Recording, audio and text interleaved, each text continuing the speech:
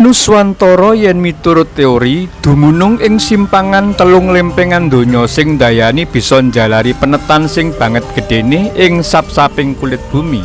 Amarga sap-saping kulit bumi ning Nuswantara gathuk ing telung lempeng donya kepenet mendhuwur, sabanjure bisa malih dadi ora-ora jembar sing diarani minangka paparan benua Sunda, arupa larikan gunung api lan pegunungan dawa kang ing jaman purbakala sinebut minangka Swetadwipa utawa Lemuria. Ing jaman es akhir sing dumadi udakara 500.000 taun kepungkur, es ing kutub lor lan kutub kidul leleh saengga segara Rob nganti sak mil dhuwure sing njalari ora-ora paparan benua Sunda kelem, sing isih sisa mung kari ora-ora kang dhuwur lan puncak-puncak ing gunung vulkanis sabanjure disebut Nuswantara. Lah dilalah kersane ngalah, pulo Jawa kita iki tinakdir dening Gusti manggon ana ing perangan tengah Kepulauan Nuswantara kuwi mau. Assalamualaikum warahmatullahi wabarakatuh. Rahayu sagung dumadi.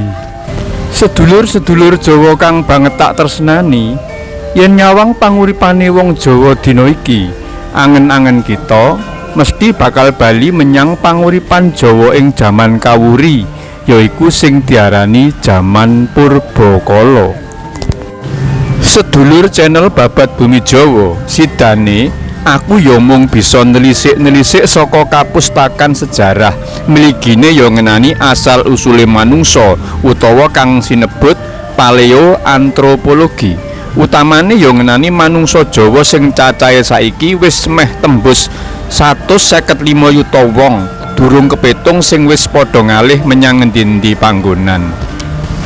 Diorama utawa gambar rekan sing dientonto kaya kahanan sing sabenere iki nggambarake piye to kira-kira panguripane wong Jawa jaman purbakala iku.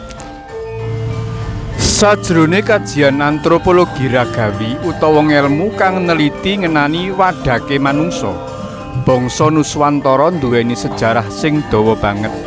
Ilmuwan paleoantropologi sing aran Eugene Dubois sing nemokake fosil manungsa purba sing disebut Pithecanthropus erectus, sing disusul karo temon fosil Homo mojokertensis, Meganthropus paleojavanicus, Homo soloensis lan Homo wajakensis, nuduhake yen ing kala mangsa sak yuta nganti 12.000 taun sing kepungkur, Kepulauan Nuswantara utamane ing Pulo Jawa kene wis meratah dipanggoni dening manungsa.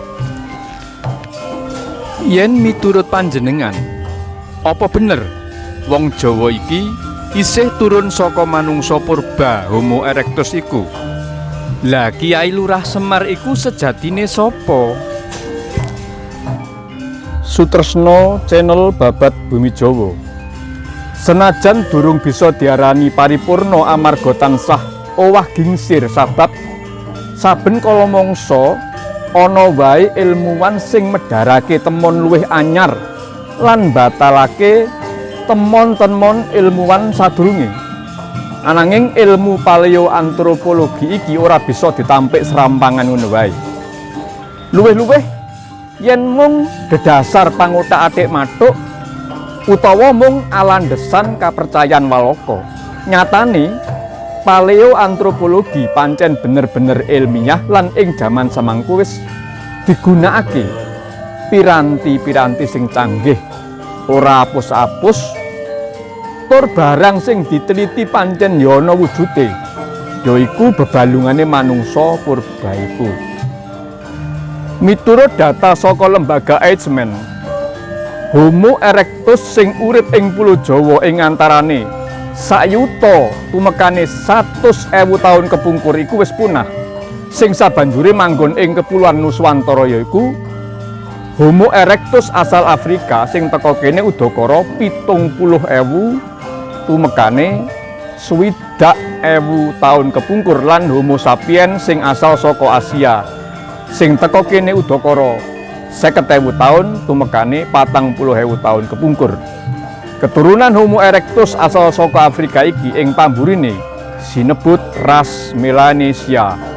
Ing jaman biyen simbah suku-suku Melanesia sing dedunung ing pulo Jawa kene yaiku ras Proto Melanesia sing sinebut Homo wajakensis. Wah, janjane ya isih dawa banget yen arep mbabar nganti tuntas ilmu paleoantropologi iku. Mula saiki aku arep ngrembug kenani Kiai Lurah Semar sing wis kaloka didaku minangka leluhure wong Jawa. Piye to lara-larae? Ngene ya. Yen bali menyang cerita ing ngarep yaiku ngenani bab prahara gedhe lelei es ing kutub lor kidul sing nyebabake bumi gonjang-ganjing. Langit kelap-kelap, segara kocak mawalian teman nuwuhake banjir gedhe sing ngelepi bumi. Kocap kacarita yen miturut kapercayane para pengrasuk agama kapitayan ing pulo Jawa kene, leluhur ing sing kawitane dhewe mulang muruk agama kapitayan lan kabudayan yaiku Kiai Lurah Semar. Kiai Lurah Semar, Yodang Hyang Semar yaiku pengawak mitologis sejatine putrane Sang Hyang Wungkuan, keturunane Sang Hyang Ismaya.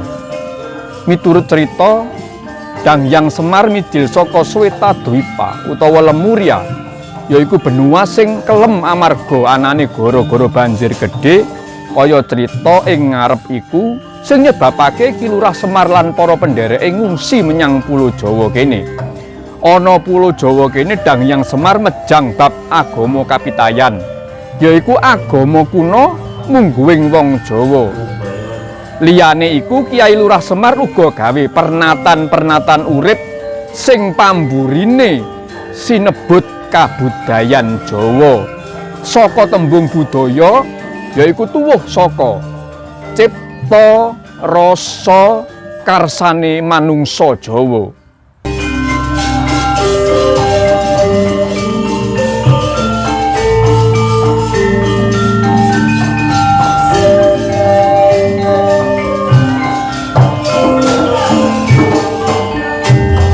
Cekak aos yen arep meruwi bab asal usuling manungsa Jawa sacara jasmaniah utawa wadage ya kudu sinau paleoantropologi, yaiku minangka perangane ilmu biologi lan antropologi.